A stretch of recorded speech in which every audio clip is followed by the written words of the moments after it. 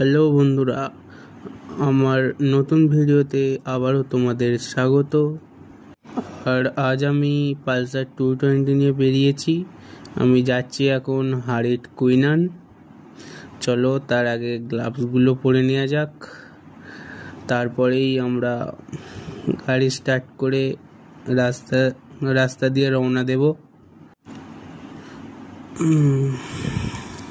চলো একটু ক্যামেরাটা সোজা করে নিই, ভালো করে টাইট আছে কি দেখে নিই, না হলে আবার হাওয়ার তোড়ে ক্যামেরাটা নড়ে যেতে পারে, আর নড়ে গেলেই অসুবিধা।